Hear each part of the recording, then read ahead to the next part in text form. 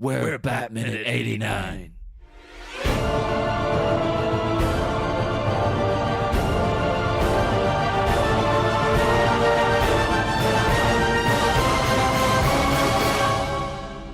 Hello, citizens of Gotham, and welcome once again to Batminute 89, the show that gives a name to your pain 3 days a week. All the time, you can't get rid of us. I am one of your hosts, John Parker. I am the other host, Niall McGowan. And if you can hear the faint sounds of Buddy Holly, there's someone performing it downstairs. So if you do hear any music, there's a live band downstairs. So hopefully it won't interfere too much. We should have music all the time, just ducked under the chat. That'd be a good idea. But anyway, we are joined by a very special guest. Would you like to introduce yourself? I'm Batman. Hey, Batman in Phil. the house. No. It's just me. It's just Phil, the guy from the previous 2 episodes. Hi, everybody. I'm also from the Matrix Minute, in case you didn't know, where we talk about the Matrix. Phil from the Matrix. Is it the Matrix Minute or Matrix Minute? It's the Matrix Minute. Yeah, I never sure if people have the in there. Yeah. Well, we do, because if it's just Matrix Minute, it sounds like... Because there's like this tech company that made their own podcast before we even started, and we did some research before that, and it was called Matrix Minute. They never uploaded something since 2012, but still... The Matrix. Them. Yeah, exactly. The Matrix is the Matrix. And were they actually... I'm assuming they weren't analyzing the Matrix a minute at a time. I'm assuming they had something... No, they were. It's a tech podcast. Yeah. That kind of stopped in 2012. That's all I know. I was associated because in my hometown, there was a really... Like the kind of dodgy... It was the nightclub. And you can't see him doing really powerful air quotes here. The one nightclub they have in my hometown.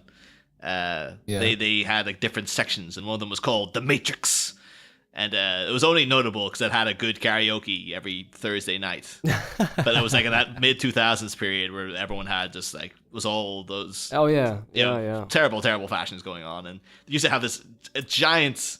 Like I feel bad because he was a nice guy, but it was a properly gargantuanly big guy. He used to host it, and he always opened it. He always opened the karaoke by performing Thunderbirds by Busted. So like the Thunderbirds theme tune as performed by Busted. And every week he would be the first guy up. And every week it was that. And it's just like, that's my 2 things now. You mentioned The Matrix to me. I'm like, oh yeah, that nightclub. And then the guy with the Thunderbirds thing. Oh, and also the film with Keanu Reeves and stuff. Now, through all my trips around... England, which was only twice, and it was this year, I keep hearing people talking about Thunderbirds all the time. Must be like a resonant thing over there. Oh, it was huge here. Well, the original. I mean, that remake movie, nobody gave a damn. No, I don't even remember it. Well, there you go. Although I think there is like a new series, like it's like a CGI animated one CG. that is out at the moment. Yeah, that's dumb. I think, and I think they're using the old puppets in like adverts now. Oh, so maybe there's Thunderbirds in the air, I guess. Ironically, they're Thunderbirds. Yeah, well, welcome everyone to Thundercast. Yeah, and we are going through Thundercats. Thundercast. Ho! Oh my God! Why has nobody done a Thundercast? Maybe they have. I don't know. They probably have. I imagine somebody's might have been like, and the entire thing is just like, man, this cartoon isn't as good. Don't ruin my childhood. Man, there has been. If you look at the thing is, you watch Thundercats. That intro is like the greatest thing ever. Like that really intro good. Alone, stands like this is gonna be awesome, right? And then as soon as it cuts to the actual show, it's like, whoa, this is taking a downward turn. Just in terms of the animation, and then just like everything else about it as well. But it's like, that intro, that was a proper masterpiece. It's just it's a shame that it has to be affiliated with an actual 22 minutes of following show. Well, speaking of intros, I should probably introduce this minute. Yeah, do that. Is minute 75, and it begins with a dirty, horrible man telling you not to wash, and it ends with Alfred suggesting that Bruce does the radical thing of telling a woman the truth. Alfred. Yeah. I mean, that's unheard of, surely. That's especially in Bruce's world. But yes, we're back in the newsroom with our spotty friend. Yeah, can we talk about this? I think you guys talked about it recently because Yes. yeah, the fact that they're not wearing any makeup, I think that's funny. It's quite funny.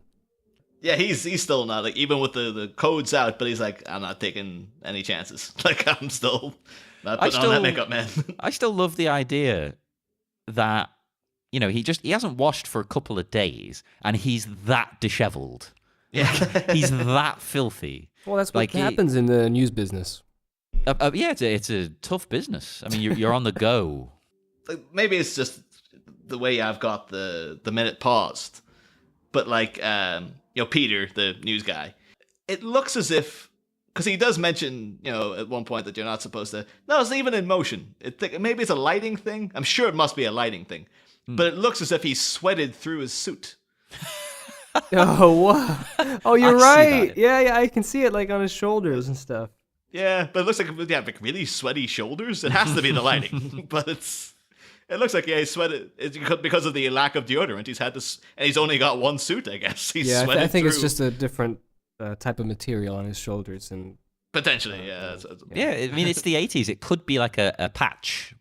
Yeah, like everybody loves those things, and the shoulder pads, and you would think though that, like, one of the production team would be like, Peter, it kind of, I know you like this jacket, but it kind of looks, with the whole no deodorant thing, kind of looks like you sweated through your jacket, man. Well, he could just be a really hairy guy. Like some people, have hairy back and shoulders. Oh yeah, have you seen Alien Resurrection with what's his name? Actor. Oh, I'm so bad at the acting. It's okay. I'm terrible with names. Don't worry. Oh, never mind. The guy that plays the General Perez in Alien Resurrection, when he gets out of bed, he's got, like, hair everywhere. He is just a rug. Yeah. But anyway. Well, I like how he says to avoid the following products. Dan Hedaya is his name, just for the record. I just remembered. Oh, there you go. Yes. But he says to avoid the following products. He says deodorants with baby powder, hairspray, and lipstick. Now, my question is, he says deodorants with baby powder. Yes, I was going to ask this. Is there, like, a deodorant with baby powder in it? What is this? Yeah, that was exactly the same thing I was thinking. Is maybe it's a female thing? I don't know. Men's deodorant certainly wouldn't have that. Or is it a combo of those two specific items? See, that's what I thought. I thought it meant, like, if you're using baby powder and then using deodorant, that'll do it. Yeah, but why not baby powder and lipstick? I don't know. Maybe it's making it harder to trace if you don't know what exactly is doing it. Of, like, these combinations, you're still just going to be so terrified of using anything. So it's just like, it has to be very, very specifically into. Although it does seem to me like the way he presents it, like deodorants with hairspray, baby powder, and lipstick. It's kind of like, well, deodorants there are the linchpin. Sure. So does that mean if you just take away deodorants, you're all right? Like, what does it mean? Like, also, who uses deodorants with baby powder? Yeah, or is it like if you also use lipstick with, like, say, toothpaste, it'll do it as well, or like what, But it seems to be he's very much like deodorants with these things, and it's like, is that all it is? Like, all you have to do is just not use deodorants? Because I can see that you're not doing it, Peter, but through his suit. Yeah, but I'm sure though that the implication would be like, no, it's that's one of many possible combinations, and Batman's sussed them all out. But yeah. Well, speaking of sussing things out as well, he also says how they're flying in safe products. Ah, yes, and flying them in. I mean, that's what you do. You just fly them in. It's fine. Now, considering that this guy, the Joker, he somehow tainted an entire city supply already. I mean, I wouldn't put it past him to get his hands on these ones. He could hijack the plane or something. He could. He's not thinking very fast, is he? Yeah. No. I assume he would intercept any incoming products, wouldn't he? It wouldn't be that far-fetched for the Joker to do that. Oh, I mean, the thing is too, like, would you announce this on the? I guess you have to announce it on the news so people know what they're. Like, I guess at this point, the police at least haven't sussed out that, like, well, it's Axis Chemicals. That's where he is.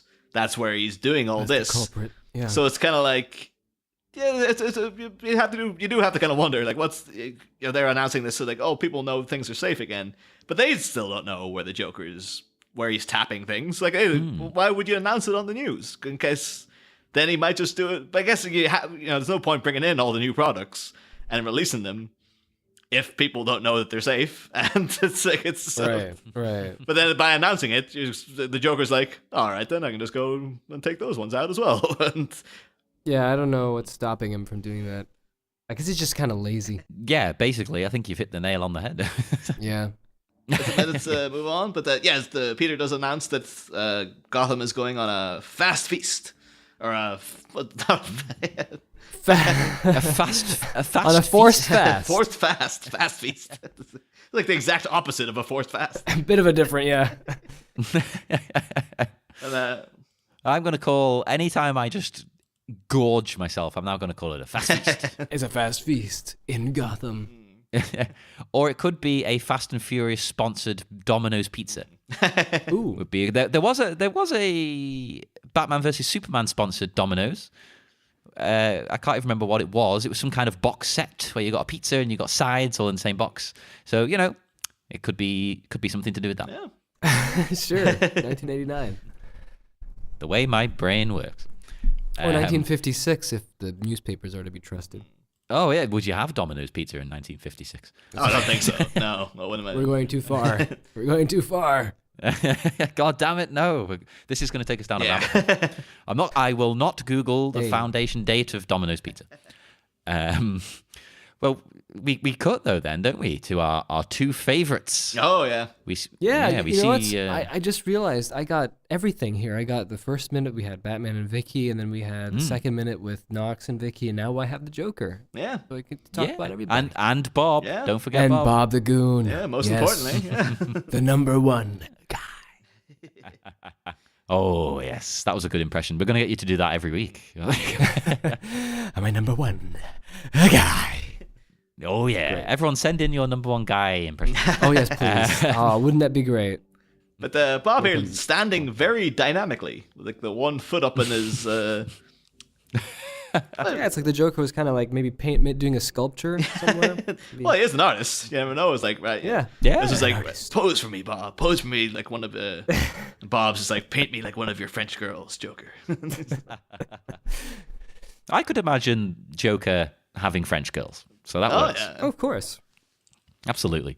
And also the way, because obviously they're standing here watching the news, because we all stand up to watch the news in our lairs, Well, I mean, like, he's a busy guy, even though he's lazy. The Joker, he has to know what's going on, Maybe Bob the Goon was like, hey, boss, look at this. And he just walks That's probably in from true. the other room. I mean, as we've established before, he's on the ball with his branding. Everything's Joker branded. So he's in the back there making these Joker things, and he's maybe called him in, like, hey, come look at this. Yep. Makes perfect sense. But the way they're watching it caught my eye as a wrestling fan, because I hope there's at least one other wrestling fan listening, because it looks exactly like how the WWE shows the wrestlers backstage watching the TV. Oh, yeah? Because, yeah, it'll show, like on WWE Raw, someone will be watching their rival in a match, and they'll be watching it stood up at a really awkward angle, so you can see the TV and their face at the same time. Oh, man. In like an unnatural pose that looks like they're breaking their neck.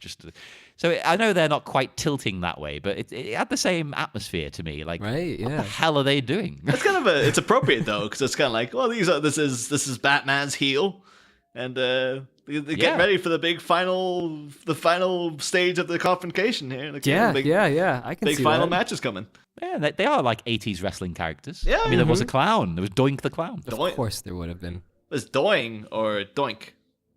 Doink. Doink. That's what I thought. Doing wasn't much of a clown name, but Doink, the K really, that sounded goofier to me. So. But he was good when he was a villain. But when he turned into a good guy, I think it was when he turned into a good guy. He had little tiny, hands. Little people, tiny hands. He had little people who would come out from under the ring, who looked exactly like him and would help him. And they were like there was Dink. And they all had names like that, they all sounded like Doink. I can't remember the other one. It was Dink. I remember him. Oh man, That's a much like though in the Killing Joke. The Joker has a that's right. gang of little people to help him out. Oh, Yeah. Oh, there you go. And Okay, so sorry. No, you I go just on. wanted to say, so I mentioned before that I haven't read any comics, but that doesn't include these little one-offs like The Killing Joke.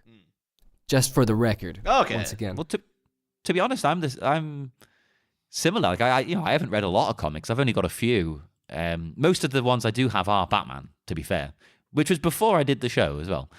But yeah, I have not read The Killing Joke, as I may have said on air. Oh. I have been lent the what do you want to call it? I don't want to call it a movie version, the animated motion comic? version, Yeah, that is. motion comic. No, it is. It's just an animated film adaptation. I don't think there's anything wrong. But It's just nuts. I've heard very middling things. Yeah, me too. I haven't seen it. Oh, it was majoritively bad things. Yeah. But, I was trying to be diplomatic. no, Yeah, it's not good. It's not worth your time. I would just read the book and you'd be much better for it. Your life will be much better for it. God.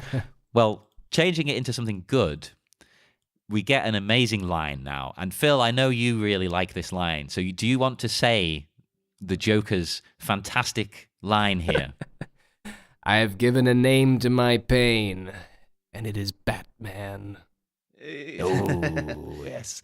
Now, that is excellent writing. That is incredible. That's like I'm gonna have to take notes for like the and writing the outros. It's like, ooh, this Joker guy would be pretty good at this. Like, name to his pain. Yeah, it's very similar to what we do, actually. Yeah. Of course, then Kapow! whips out a gun, shoots this TV, which is of course the second TV he's wrecked. The second TV. I thought this was kind of weird because the comedy rule of threes would indicate, there'll be another one. He'll ruin another TV. But it's like, no, it's just the two. He just takes out two of them. Or I would have liked it if a TV ruined him. Batman drops a TV on Joker's head yes, to catch that would be poetic justice. Yeah, like at the end of the movie, like he falls off the church tower, and then Batman throws a TV from the church tower. It's like, I'm still alive, Yes. Batman. Oh crap! And then the TV just lands on. A new name for your pain, Joker. television. But this one reminded me very much of. Apparently, I was going to say the urban legend, but apparently it is just a thing that happened because you can see the TV as well. It's been kept of the infamous story of Elvis shooting his TV, which is obviously spoofed in The Simpsons with the Itchy and Scratchy cartoon. It had Elvis sitting watching the TV and shooting it and all that malarkey. And apparently, if you go to Graceland, you can see this TV that he shot. And apparently, what I thought though, again, hashtag everything's connected. Because apparently Elvis shot the TV while watching a performance by Robert Goulet. Robert Goulet, of course, is a singer, but he also featured as an actor in the film Beetlejuice. So there you go. Oh. It's a little. Everything's connected once again. And apparently, one of the representatives from Graceland has said Elvis and Robert Goulet were friends. But Elvis just shot at things on a random basis. So it's like, it wasn't out of spite, apparently. It was just like, Elvis just likes shooting things. So. Okay. Your TV, though, and I mean, back then, TVs weren't exactly cheap. I mean, but they're not now. But it's Elvis, though. Like, imagine. Well, Elvis wasn't exactly poor either. Yeah. True. True. It's very much like it was nothing to him, really. I suppose that just shows how fame can ruin you. Like where a TV was probably one of the most expensive luxury things, I would imagine, back in the old days there. Yeah. And he's just like, screw it. It's like the end of There Will Be Blood, when once absolutely Daniel Day-Lewis's character he's kind of isolated absolutely everyone from him, and the last quarter of the films are just like scenes of him sitting in his house, like in his mansion, like with a rifle, just shooting vases. Because he's just like, there's nothing else to do, because this is what he's doing with his life now. And passing out drunk in his downstairs bowling alley and then having a steak for breakfast. It's like, See, these days, what you would do if you felt like that would be to host a podcast where you go through a movie minute by minute. Yeah. That's how What you a deal with weird your. concept. That's how you deal with your pain now. Yeah. Well, I actually looked as well at the gun that Joker pulls out. Oh, really? Yes, it's not exactly a pistol, because I thought it looks very strange. So I will investigate. And it is a Krieghoff Model L flare gun. Flare gun. So he's firing a flare gun not only inside but at the TV. I think hence that strange explosion, because that is quite a bang. Yeah, look at it now. It almost looks like it's double barreled or something. It's like it's huge. I never actually noticed it. Yeah, until like, I didn't realize there was anything weird with the gun. But yeah, it is a. I guess maybe he wanted to be like, well, I could shoot it, break, but that wouldn't be that good. So it's like, I'll make sure I have like an even more flamboyant gun to hand. Yeah. Well, and also you see Bob, and he takes it pretty well, as if he was expecting that to happen. All good. He does, Bob. doesn't he? Like, considering his best friend, we assume, and employer, has completely gone insane, and he's firing flare guns inside at televisions. He's just like, yeah, okay, cool. Yeah, actually looking at it, I just managed to get the image paused. It's double barreled. So like, well, there you go. Yeah, it is. I think it's a good choice, to be honest. Good choice. Yeah, I mean, it certainly makes shooting the TV more dramatic because, I mean, if you shot a TV with a gun, would it explode like that? Would it not just kind of break and fizz a little bit, like some sparks go? Pff, pff? This could have been like in the comedy rule of threes. There was another scene of the Joker just shooting a TV, and it didn't do like a dramatic explosion. And he's just like, oh. And then this was supposed to be the payoff of like, he shot this one, but he's brought a flare gun. So of course it's going to be an inbuilt explosion already. But that of course is not in any drafts of the script. No. So that's entirely just me making that up. But it would have worked. It would have worked. The comedy rule of threes would have been something, you know. But it would. But then Joker, he comes back with another great line. Like, this is full of great lines. Yeah, he's just spouting these great one-liners. It's great. I love him. Yeah, like they're all phenomenal. Like, I don't know if these were like written by a different writer or something, but they're on a roll for some reason for a few minutes. Like, they are. There's nothing to suggest that, but maybe they just threw them all into a few minutes here, because he says, "You must possess strength to inflict pain, Bob. We've got a flying mouse to kill, and I want to clean my claws." I want to clean my claws. Oh, that was good. I love it, but like, also, what the hell? Right? Well, I mean, like, of course, he's using the analogy of being a cat, a predatory animal. He wants to clean his claws by killing a flying mouse, and in German, the Fledermaus is basically almost a winged mouse. So, and that's that. Okay. And is that a phrase? Clean my claws. No idea, guys. You're on your own here. I was hoping you were going to go, why, yes, I have a description here. Yes, of course. But it's one of the many, many Joker things of like, is that a thing that people say? Because we've come across a few already, and I don't think they are. I think it's just the Joker comes up with these. Because we've got another one coming up in a couple of weeks. One of the big ones, never rub another man's rhubarb. It's like, no one else has ever said that. Like, that's not a thing. Oh, I do now. Oh. The thing is that when the Joker then raises, to emphasize the claw line, raises his hand. And it's, you'll notice it's kind of a weird thing going on under his, he got his glove, and then it seems like there's a watch peeking out. But then underneath the watch, it seems as if he's got like another layer of like a white clothing. It's not like they painted his arm white. It looks like there's actual fabric. Like is he wearing like long johns underneath the whole Joker? Maybe he's got his thermals on. Yeah, it is the winter time. It's pretty isn't it? cool. Joker's got to keep warm. I guess he's in this big factory. So yeah, I guess maybe this is what it is. I am in my house and I am wearing the same thing. It saves me putting the heating on. Yeah, but Bob's jacket looks pretty cozy as well. I guess, maybe it makes sense. we cut now. Back to the Batcave. Yes, insert the sound. Put it in. Because we've stopped using that because of tech problems, but we're going to put it back in. We are going back to that. Yes, we cut back to the Batcave, and this thing, it looks great, but it's a damn cavern. Yeah, it's huge. It just seems incredibly. Yeah, this is like a secondary computer. This isn't the computer. We saw him go past this big ladder on his way into the Batcave with Vicky. And he went to the other Bat computer. This seems to be a different Bat computer that's way up this little ladder thing. I guess maybe it's like this is his little side study area. Whereas like, I've only got so many flat surfaces I can work with here.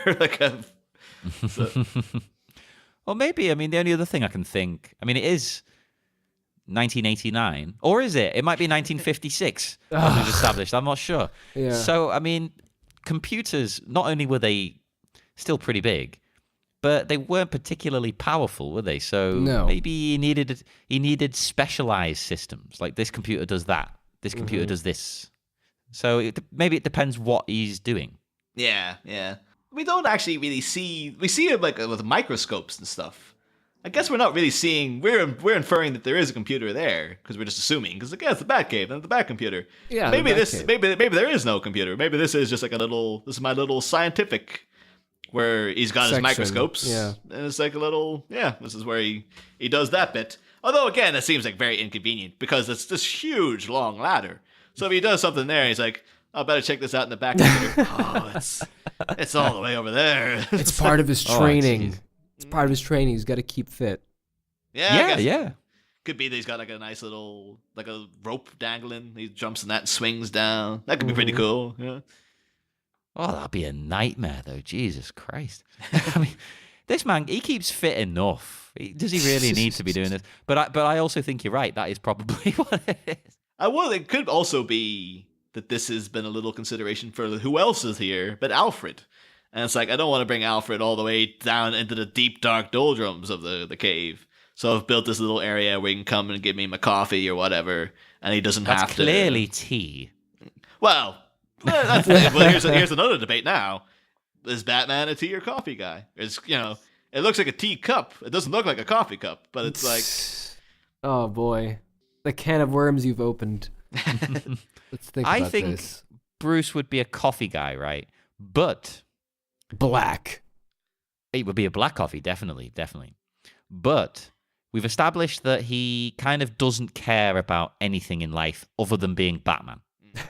Yeah. You know what I mean? Like he may have these preferences, but they're set aside. He doesn't. That's true. He doesn't think about them. And what's Alfred's preference going to be? Tea. Yeah. I'm saying Alfred likes tea. He's a tea man. It looks like he's just brought Bruce a cup of tea.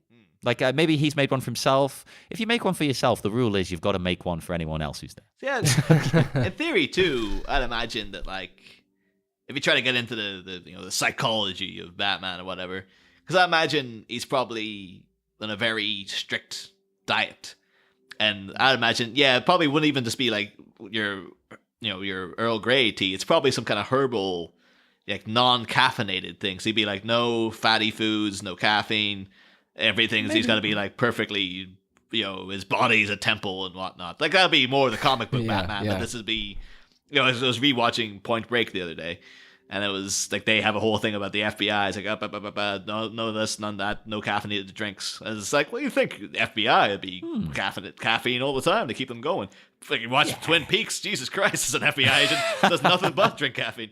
But I guess, they're trying to say, like, well, if you want to keep yourself in a perfect, trim state of mind, then, because caffeine is a drug, like any other drug, so it's going to be affecting your mood and whatnot. So, but at the same time, a lot of fitness people, like bodybuilders and stuff, they consume quite a lot of caffeine.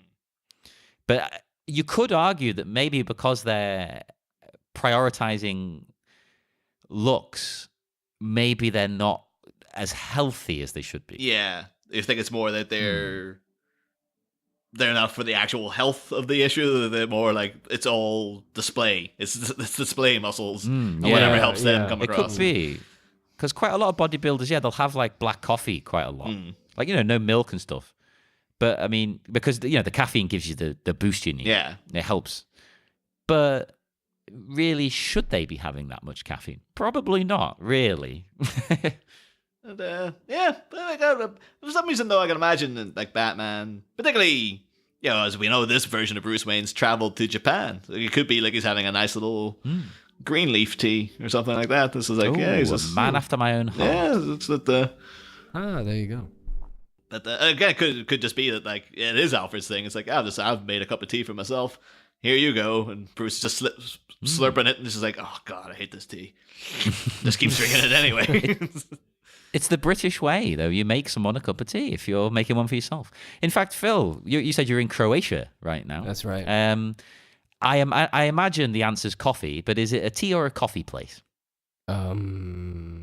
I'd say it's a coffee place, but there's a lot of teas, so hey. Oh, I thought it'd be quite strictly on the coffee. I don't think so. I mean, like, there's so much tea. Like, seriously, I think maybe it's the new thing. I think it used to be a coffee sort of place, but I think now they're moving on to tea more. I think that's becoming trendy. Tea's the hip, cool, young person thing. Yeah, it's the hip, cool thing to be doing. So it's like the opposite of here, where everyone likes going to the American coffee places now. Right. Yeah, I've noticed that actually. I mean, I do. I love coffee. Don't get me wrong. I prefer coffee to tea. Still, I was shocked. You'll be shocked over here though to find that like the amount of people that I've known, like since moving over to England in like my late teens, and the amount of people I've encountered who didn't know how to make a good cup of tea, which is a thing. Like it always seems to happen. Like I think it's a very particular thing when people make you tea. It's like I know how I like it, but that's not even just like in terms of how much milk and sugar. So I don't put in any sugar and whatnot. It's like brewing times and things. Yeah, it says that and the strength of it and whatnot. And I know a guy. Mid-20s, and he's still, if he made you a cup of tea, it was almost like a joke. He was doing weird things, like he was putting put the milk in first, then the tea bag, and then add the water. It's like, what the hell are you doing? But it wasn't like, he genuinely didn't know. It was just like, well, my mom always makes my tea for me. I don't know how to do this. It's like, you're 25, you idiot. What the hell's the matter with you? Yeah, that's awful. It is a thing. Like, people in England, you'd think we would know about tea. But I'm very anal about everything I get into. I have to do everything the best. So I'll time my tea with my phone and everything. But even like knowing the leaves, I'll say to someone like, what leaf is that? Is that a, I don't know, is that Ceylon or something? And they're like, oh, I don't know, it's just tea. It's like, that's not a thing. There's no such thing as just tea. Like, I need to know what type of tea. You know what, Jonathan? I just met you for these past 3 episodes, and I have to say that's a Jonathan thing to do. That's totally a Jonathan thing to do. That is so Jonathan. Yeah. I can imagine though, this is a weird situation now though, like because Alfred does everything for Batman. If Batman tried to make you a cup of tea, he's like, "Look, I can crack a criminal clown's chemical code, but I can't. Yeah, I've never had to make a cup of tea. What, are you crazy? I don't know how to do it." Yeah. I wonder if he tried. Yeah, it would. It'd be such a Batman thing to do. I'll be the one, and this is, we can cut this part out, but because one, it's a future guest, and 2, it's completely tangential. But I did once see an American YouTuber make tea by putting it in the microwave. Whoa! No. And I remember being like, and all the comments were like, "What the f are you doing?" Blasphemy. You've got to earn the tea. You've got to wait. That's why I like drinking absinthe, because there's the whole process of making the absinthe. It's a bit like preparing like heroin or something. Like there's the whole procedure. I mean, that's why I like heroin, John. It's like I love the procedure of it. I love it. Yeah. Yeah, it's not the addiction. No. It's just like I'm really into just the whole thing with the belt and all that. It's great. Yeah, I like procedures and things like that. But anyway, Batman, the minute. Have you noticed, it might just be me being weird, but I really like the way in the Batcave here, Alfred's voice is stupidly loud. It's like crazy amplified in this scene. Now, is it supposed to sort of demonstrate that the Batcave is big and cavernous? Absolutely. Or is it because he's just an old guy who has to shout because he's going deaf? Well, no, I think that being in cavernous spaces... Sorry, I can't speak. Being in cavernous spaces like this, the sound does bounce around a lot, and it becomes very very loud if you're in the right place. So yeah, I can agree with the first option. I don't want to make Alfred feel like too much of an old man. He's pretty old. He's pretty old, sure. Again, though, in terms of what Alfred's actually saying, it's like he's back on this Vicky Vale horse. He's back on this, Vicky Vale. And again, this whole thing is just like, oh, if I may say so, she is quite tenacious. It's like, you're freaking tenacious, Alfred. Would you get off Vicky Vale? Yeah. Stop with it. I told you, I don't want to go out with her, and you keep talking to me about it. And it was his fault that he didn't stick with the program when she was, she was leaving the Wayne Manor like the morning of the first date sort of thing. Yeah. And he's like, we're not going to be going anywhere for the next couple of months. Although that we did theorize at the time that was a deliberate move of him, of like, I'm not covering up this Batman stuff. Like I'm gonna do you in, and then she's obviously gonna come looking for you, and then she's gonna find everything out, and we can end this whole damn fooled idealistic crusade that you've got to go on. Oh man, I can't believe that. Now that's something. So Alfred, he is the mastermind. Yeah, he is. He's lovely. He likes Vicky quite a lot, doesn't he? Because as we've said, he advises telling her the truth. Smart words of wisdom from the old man. At this stage of his career, like, it is very much like Alfred is just like, I'm supporting this to an extent, but I'm not gonna keep going with this. Again, we'll get into it with the later scene. He flat out says it. Pretty much says like, I intend to spend my remaining years mourning the loss of my friends and their sons and all that. And it's like, yeah, Alfred he is not into this Batman thing. He's just doing it out of, I don't know, because Bruce Wayne's got him in a kind of between a rock and a hard place of like, hey, well, you can walk away, old man, but can't guarantee your safety after that one, Oh God, that's dark, Niall. Jesus. Anywho. Well, actually, I was going to say here, Bruce, I think he does the very almost British thing of ignoring what's making him feel uncomfortable. Because he's brought up Vicky. He ignores it and just drinks his brew. That's very British. Nothing's happening. I'll just drink my tea in silence. Well, again, look who raised him. Like, as a man. Yeah, there you go. As a man, like, every time Bruce is like, Alfred, I'm going to dress up as a bat and run around the city. And Alfred's just like, very good, Master Wayne. That's our speciality. But I do love the wood paneling of the Batcave here as well. Yeah, what is that? That's what I wanted to know as well. Yeah. I was just thinking the same thing. What is this this crazy wood panel? It looks like they're in the shed of the Evil Dead films. Yeah. And the fact too that Ozzy we put up the wood paneling, painted black. It's a Batman. I like things black. I see wood paneling and I want to paint it black. Yep.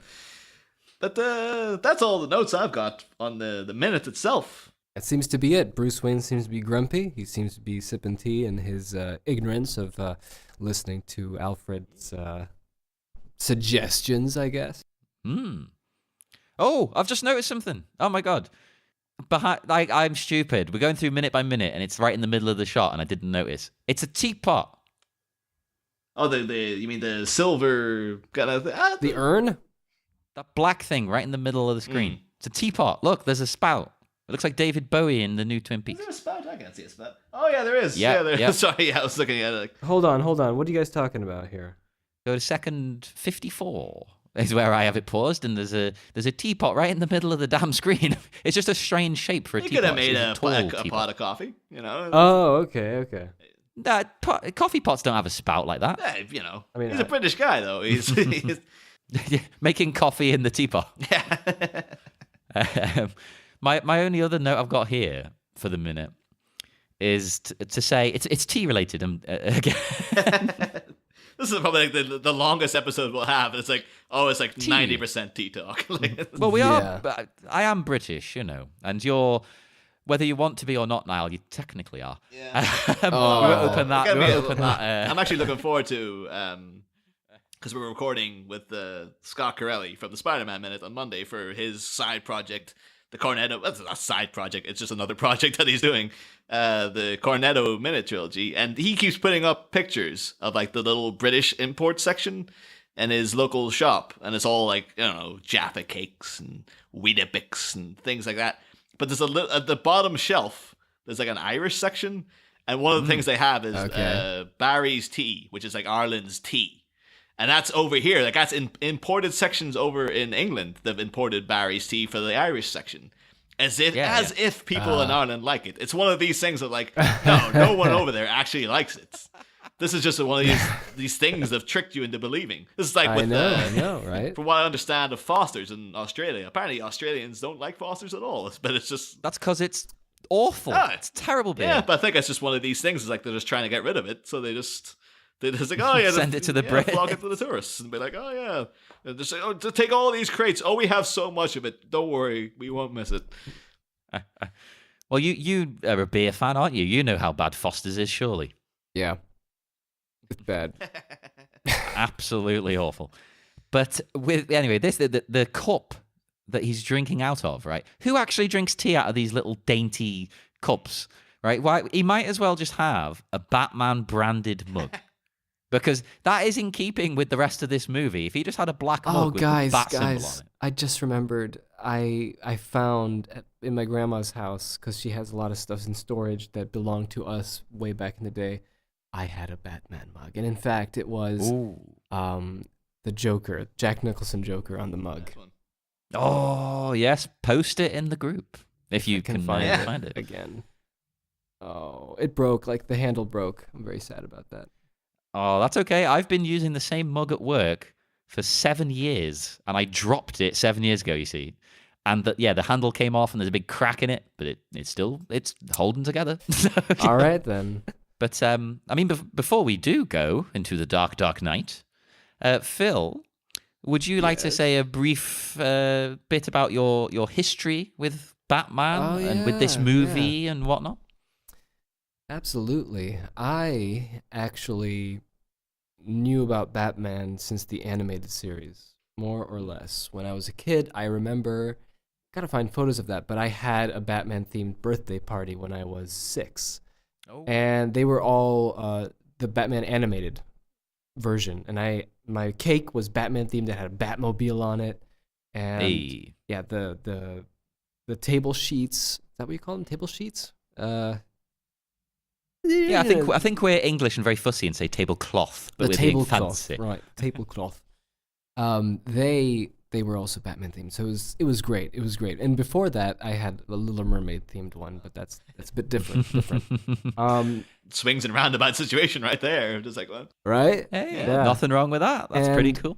And I really didn't get into any of the comics, as I told you. I really didn't read any superhero comics. But when there was one time in 1997 where Batman and Robin came out, and I thought it was the best thing in the world, because here's the thing. I loved it too. Here's the thing. When you're a kid, the newest, at least for me, I don't know, like, I think I drank the Corporation Kool-Aid a little too much when I was a child. So I thought the newest Batman movie comes out, latest and greatest, it's the best, right? Yes. So whatever was the newest, I thought was the best. So I thought that was the best. And then I went to my local bookstore, I think it was, and they also had VHSs to buy. And one of the first VHSs I ever had, like that was my own, was a copy of Batman Returns. Oh. And so I got that. Because, again, I thought the second one is the better one, so why would I get the first one? Because the second one is better, isn't it? Right? Obviously. Well, I agree. Yeah, see, like when I was a kid. Interestingly enough, I haven't watched the original 1989 Batman throughout my days until very recently, until I got the Blu-ray set of all 4 original movies. As they would be, Warner Brothers movies. And now I've seen the original Batman more than I have Batman Returns. Oh, that's interesting. That's an interesting thing. And so, yeah, of course, I mean, I had a great, and I think the other nostalgic thing about Batman that I remember is playing the 1997 Batman and Robin PlayStation game. Oh, yeah, I remember that one. Here's the thing about that. I thought it was amazing because you could choose. You could choose to be Batman, Robin, or Batgirl, and then you were free to walk around with 10 controls, but walk around nonetheless anywhere you wanted, and then you could get into the Batmobile and you could drive to Gotham City. Needless to say, I only got to the part where I finally got to the museum where the ice goons were attacking, and then one of them already they killed me. I was done. I couldn't do anymore. But I thought it was so fun, and well, there you go. That's Batman. I was always part of my my psyche growing up, I guess you could say, and I loved the animated series. Watched that all the time as a kid. And so yeah, it was all mostly movie and television based. It wasn't really comics. I have to ask though, at the Batman themed birthday party, I'm assuming people dressed up, and I'm gonna like, were No, sadly they oh didn't. right, because I was gonna ask like, were you Batman at it, or did you go? No, it was just me and my friends, and everything else was Batman themed though. However, I'm glad you mentioned that because I just remembered I went out as Batman for Halloween in 1993 or 4, one of those. I think I have a thought picture you meant of this that. year. Oh no. I would have to be very, like right now it's like if you want to put a costume on, you're going to have to really work on making the best costume you could ever do. And that's how it feels like to me at this moment. Well, you're talking never to done the it. right two guys here. We're Halloween guys. Oh yeah?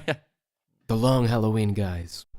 Yeah, and then Batman Begins came out, and I actually didn't see it in theaters because I thought it was not fun because the trailers didn't look interesting to me. Weird, right? I thought it was some kind of drama, and it's like not going to be Batman centric, and I was the same. Yeah, I didn't see it until the DVD release, and then like a year after that, I think.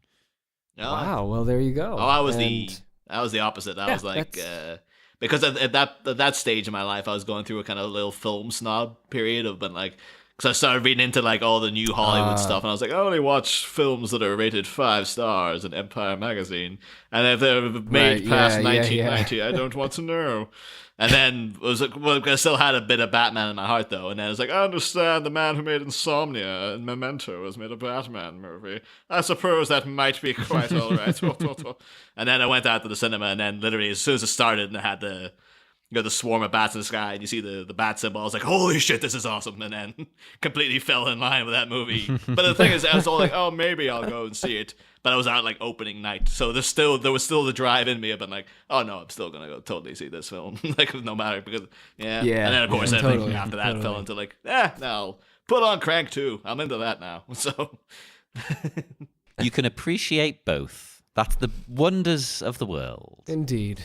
And speaking of sorry, have you got more? Yeah. No, I don't think. I think that's about it. That's kind of a brief overview of me and Batman.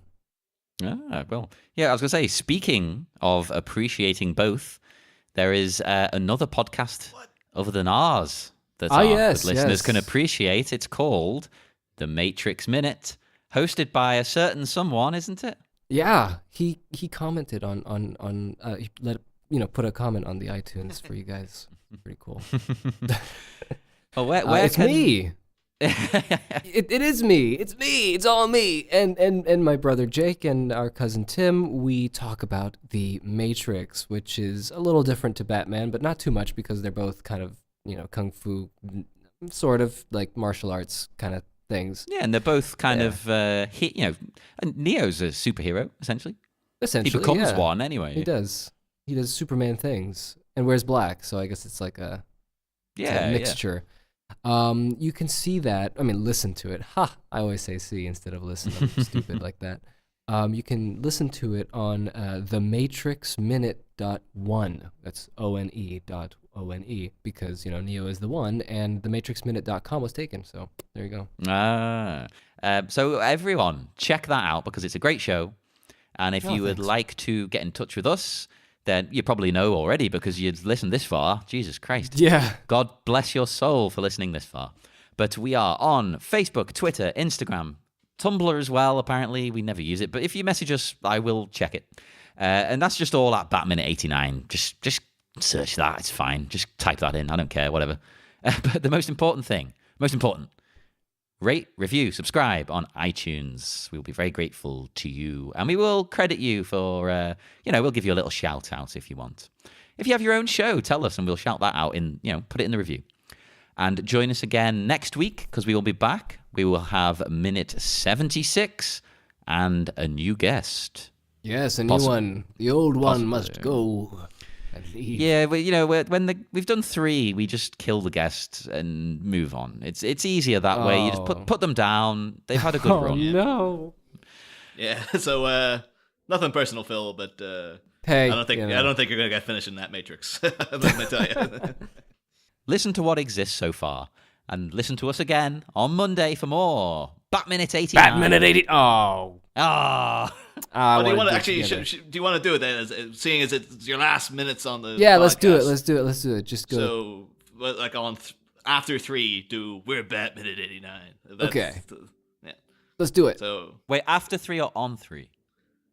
On 3. Shall Okay. we? So 1, 2, 3, boom, like right into it. Yeah. Okay. Oh. I thought you were counting. Someone does it. Someone has to do it. Come on. Okay. 1, 2, 3. We're Bat Minute 89. Next time, awful apologies. As her secretive suitor spectates on her sweet suit space, will Vicky ventilate her valid views on Bruce's evasiveness? Find out next week. Same Bat Pod, different Bat Minute.